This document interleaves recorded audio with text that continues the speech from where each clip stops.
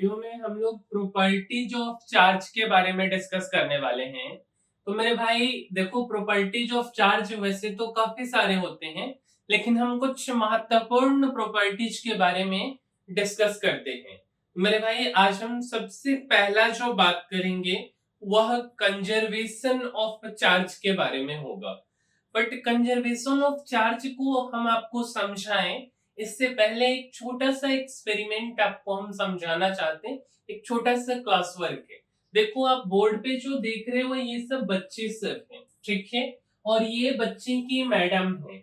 और मैडम ना बच्चे को 100 रुपए दी और क्लासरूम खिड़की सारा कुछ बंद कर दी। बोले कि देखो बाबू, आप ये 100 रुपए ले लो। इसको अपने पीछे वाले को इसने दे दी और बोली कि छुपाना है। वैसे करते करते ये 100 रुपए पूरे बच्चों में आदान प्रदान होते रहा।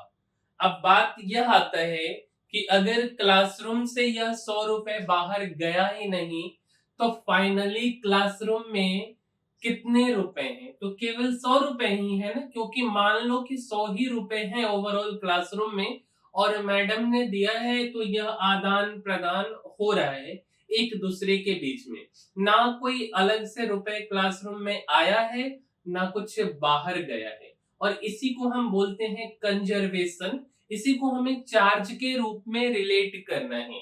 अच्छा, अब लेट अस सपोज एक बाल्टी है, इसमें पानी भरा हुआ है। ये जो बाल्टी है, इस बाल्टी में पानी भरा है। दूसरा वाला बाल्टी खाली है।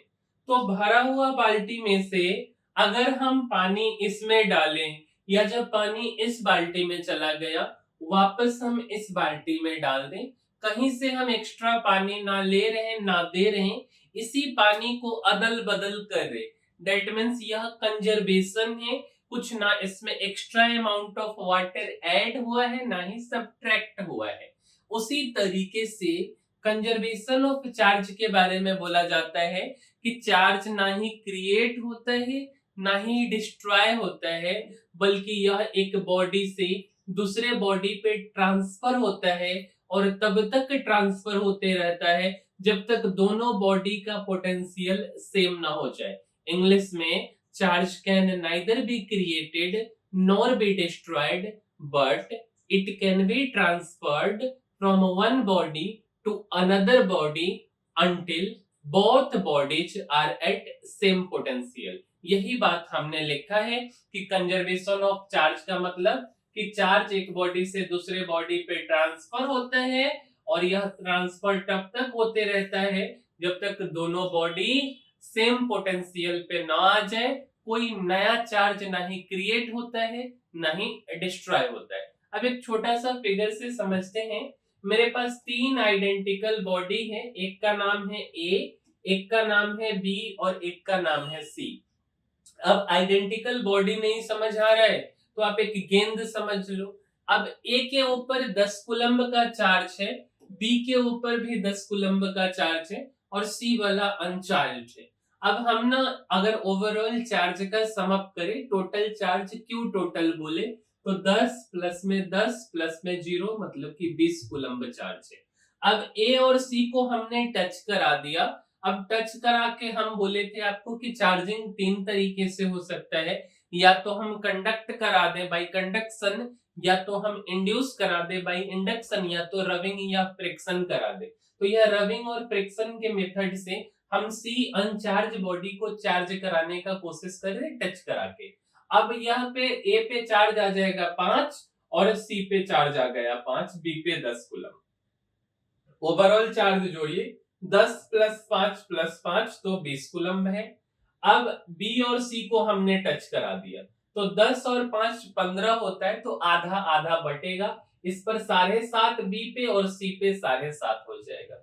ए पे 5, बी पे 7.5, सी पे 7.5। ओवरऑल चार्ज कितना हो गया? तो 20 कूलम। मतलब कि चार्ज ना ही क्रिएट हुआ ना ही डिस्ट्रॉय हुआ और जो है एक बॉडी से दूसरे बॉडी पे केवल ट्रांसफर हुआ। यही होता है कंजर्वेशन ऑफ चार्ज। अब हम आते हैं दूसरे प्रॉपर्टी पे कि किसी बॉडी पे चार्ज है, charge on a body not depend on the speed of a body, ठीक है। अच्छा, whereas the mass of body depend on the speed of body. Let us suppose यह जो ये है, क्या बोल सकते हैं, रिमोट है ना, इस रिमोट के ऊपर चार्ज कैपिटल क्यू है। अच्छा, अगर यह रिमोट रेस्ट में है तो भी इस पे कैपिटल क्यू चार्ज रहेगा। इसको अगर हम स्पीड ऑफ लाइट से फेंक दे तो भी इस पे कैपिटल क्यू ही चार्ज रहेगा। मतलब अगर हम किसी बॉडी के स्पीड को घटा दें या बढ़ा दें या हम उसे रोक दें, चार्ज में कोई बदलाव नहीं आता है। उसी बात को हमने लिखा कि एक ऑब्जेक्ट या बॉडी ए है और इस पे कैपिटल क्यू चार्ज है और इसका स्पीड 3 मीटर पर सेकेंड का है। स्लो है, बहुत ज्यादा तेज नहीं है। अगर हम सेम इस बॉडी को 3 गुने 10 के पावर 8 मीटर पर सेकेंड की स्पीड से फेंके तो भी इस बॉडी पे चार्ज कैपिटल क्यू रहेगा, चार्ज में कोई बदलाव नहीं आएगा। मतलब कि स्पीड के बदलने से चार्ज में बदलाव नहीं आता है, लेकिन मास में बदलाव आता है। इस बात को समझिए, एक बॉडी ए है और यह रेस्ट में है तो इसका मास m नॉट है, हम रेस्ट मास इसको बोल रहे हैं।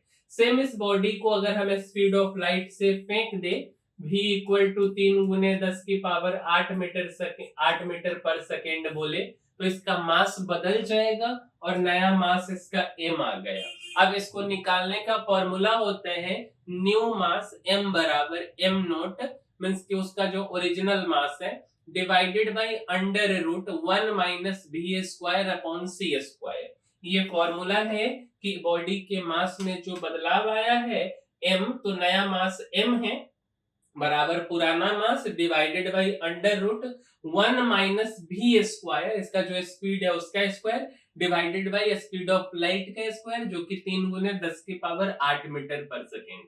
अच्छा, अगर हम v को यहाँ 0 रख दे तो ये वाला जो पूरा टर्म है वो क्या हो जाएगा, तो एक तरह से 0 अपॉन समथिंग 0, 1 माइनस 0 1, रूट 1 तो 1, m बराबर m नॉट। तो उस केस में अगर भी 0 हो गया तो m बराबर क्या हो जाएगा, m नॉट हो जाएगा। क्या यह बात क्लियर है? अच्छा, अब आते हैं तीसरे प्रॉपर्टी पे। अगर चार्ज रेस्ट में है, जैसे कि हमारे बोर्ड पे आप यह जो प्लस क्यू देख रहे हो मेरे भैया, यह रेस्ट में चार्ज है और जब चार्ज रेस्ट में रहता है तब यह एक फील्ड प्रोड्यूस करता है जिसको हम इलेक्ट्रिक फील्ड बोलते हैं। तो बोला जाता है कि charge at rest produces only electric field. अब इलेक्ट्रिक फील्ड एक वेक्टर क्वांटिटी है तो वेक्टर क्वांटिटी इलेक्ट्रिक फील्ड को ई से रिप्रेजेंट करेंगे, वेक्टर है इसलिए ऊपर से एरो लगा दिए। अब यह प्लस क्यू चार्ज है तो यह जो इलेक्ट्रिक फील्ड बनाएगा यह कौन से डायरेक्शन में बनाएगा, तो आउटवर्ड डायरेक्शन में बनाएगा। अगर यहीं पे चार्ज मान के चलो कि यहाँ पे अगर माइनस क्यू चार्ज रहता तो इलेक्ट्रिक फील्ड का डायरेक्शन मेरे भाई किधर की तरफ होता, तो मेरे भाई इलेक्ट्रिक फील्ड का डायरेक्शन अंदर की तरफ होता।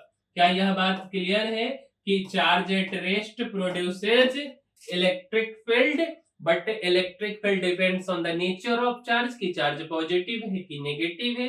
पॉजिटिव चार्ज है तो इलेक्ट्रिक फील्ड रेडियली आउटवर्ड बाहर की तरफ होगा, नेगेटिव चार्ज है तो इलेक्ट्रिक फील्ड अंदर की तरफ रेडियली इनवर्ड होगा। अच्छा, अगर हम इस चार्ज को मोशन में ला दें, यह सेम चार्ज प्लस क्यू इसको भी वेलोसिटी से भी स्पीड से आगे कर दिए, तब यह करंट को प्रोड्यूस करने लगेगा, साथ साथ मैग्नेटिक फील्ड भी प्रोड्यूस करेगा। मींस चार्ज एंड मोशन, और मोशन को थोड़ा सा सुधार के यूनिफॉर्म मोशन बोल दीजिए। तो इलेक्ट्रिक फील्ड तो प्रोड्यूस कर ही रहा था, साथ साथ मैग्नेटिक फील्ड भी प्रोड्यूस करेगा। तो एक डायग्राम बना लीजिए। अब यहाँ पे क्रॉस साइन जो होता है वह मैग्नेटिक फील्ड अंदर की तरफ दिखाता है, डॉट साइन मैग्नेटिक फील्ड बाहर की तरफ दिखाता है। तो ये मैग्नेटिक फील्ड की charge in uniform motion produce क्या चीज को करता है, तो मेरे भाई इलेक्ट्रिक फील्ड को भी और मैग्नेटिक फील्ड को भी प्रोड्यूस करता है। अगर हम इसको एक्सेलरेटेड मोशन में ला दे कि चार्ज इन एक्सेलरेटेड मोशन, तब जाके ये तीन चीजों को प्रोड्यूस करता है। इलेक्ट्रिक फील्ड तो करेगा ही करेगा, मैग्नेटिक फील्ड भी करेगा और साथ साथ में एनर्जी को भी रेडिएट करेगा। तो charge in accelerated motion produces electric field as well as magnetic field and साथ साथ एनर्जी को रेडिएट करेगा। ठीक है, अच्छा आते हैं चौथा प्रॉपर्टी पे। अब देखो, mass of negatively charged body is slightly higher than positively charged body. क्या हमने बोला कि मेरे पास दो प्रकार का बॉडी है, एक बॉडी के ऊपर नेगेटिव चार्ज है, एक बॉडी के ऊपर नेगेटिव चार्ज है, और एक बॉडी के ऊपर मेरे भाई पॉजिटिव चार्ज है। और आपसे पूछा जाए कि भैया आप एक बात बता दो कि नेगेटिव चार्ज वाले बॉडी पे मास ज्यादा होगा कि पॉजिटिव चार्ज वाले बॉडी पे मास ज्यादा होगा, तो आपको क्या बोलना है मेरे भाई कि नेगेटिव चार्ज वाले बॉडी पे मास ज्यादा होगा। एग्जाम्पल हमने लिया है ऑक्सीजन का, तो आइए हम पहले आपको समझाते हैं। मेरे भाई ऑक्सीजन को लिखते हैं O816।